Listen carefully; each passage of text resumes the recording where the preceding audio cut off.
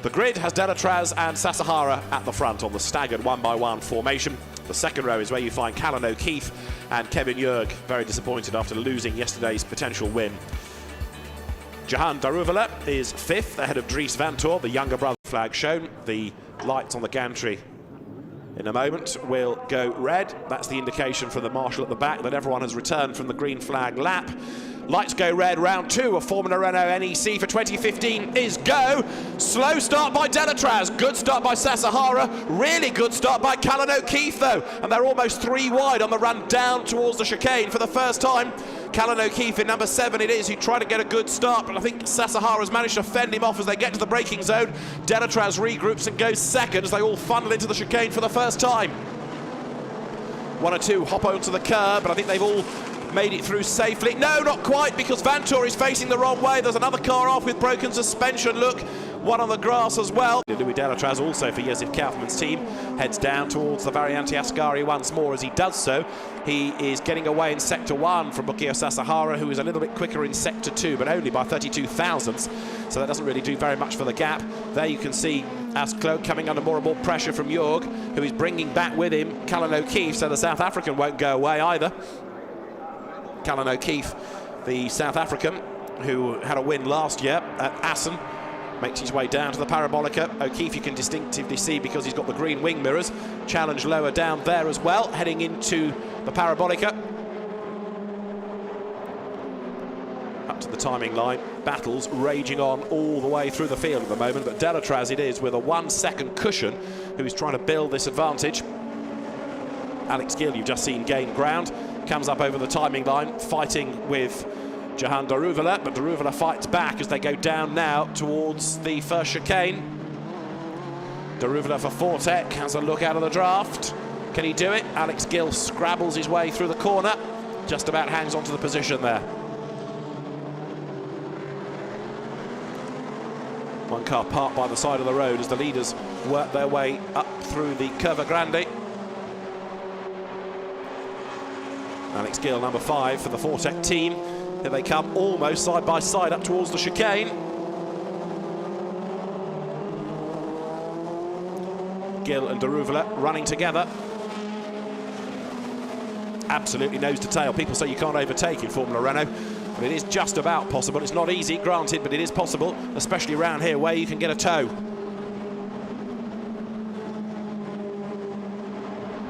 When they came across the timing line, Gill was ahead by 1/5 of a second. Down towards as they come, towards the Variante Ascari. These two squabbling long and hard. Gill making good progress, given that he struggled in qualifying a bit yesterday. Callan O'Keefe then sliding his way out of the Variante Ascari, trying to fend off the challenge from behind of Dennis Olsen. But the race leader, Louis Delatraz, on lap 5, heads towards us. We got 12 laps in 22 minutes yesterday. 13:14, therefore, is the benchmark for today as the field heads once more down to the Parabolica. daruvala turns his way through.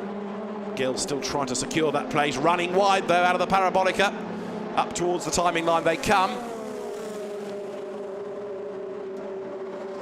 The top 6 go through.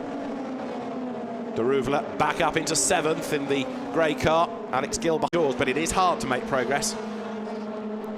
Granted, you can slipstream around here, but when everybody's got the same machinery, and it's down to the way that you and your engineer get the most out of the package, it's not easy to make progress. These cars, built by Tatius, 210 brake horsepower, Renault engine, 4-cylinder engine, 7-speed paddle shift gearbox. The cars weigh 582 kilos.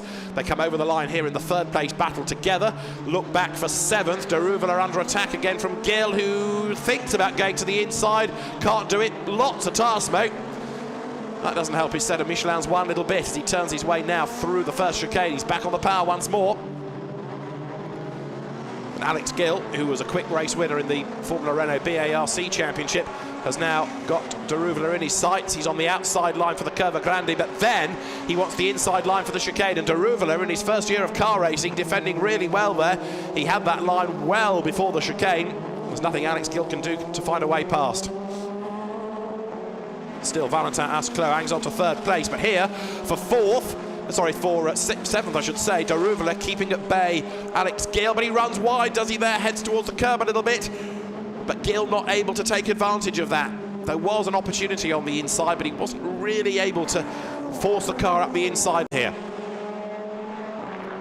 And look a bit further back, what's going on for 7th, because Jehan daruvala has managed to shake off Alex Gill, and he is now joining this gaggle of cars as well.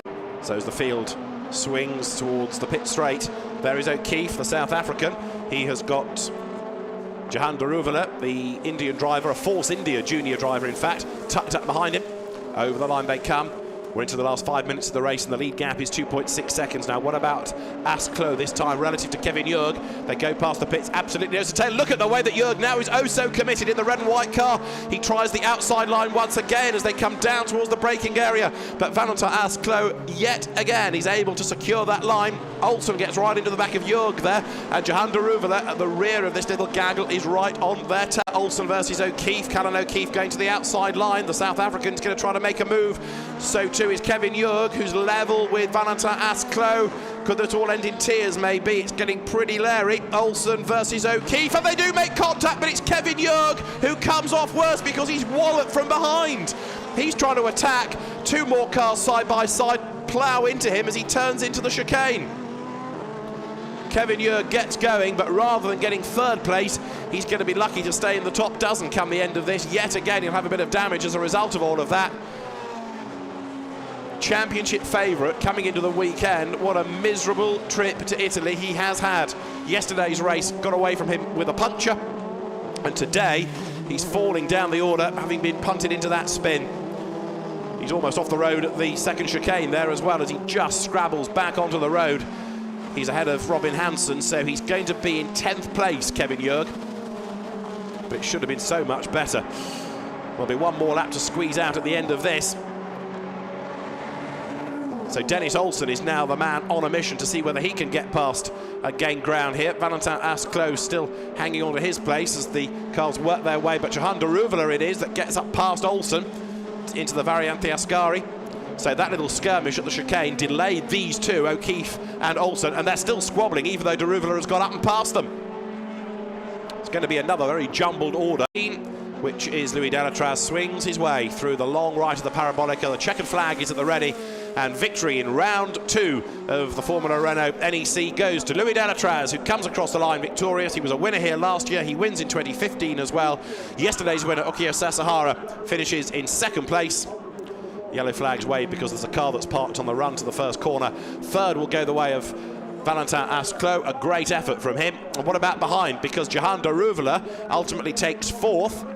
Good progress from a fairly lowly grid position for him. 5th went the way of Alex Gill, 6th Dennis Olsen, 7th Lasse Sorensen, 8th Max de Forny, 9th Kevin Jurg, 10th Luke Chudley.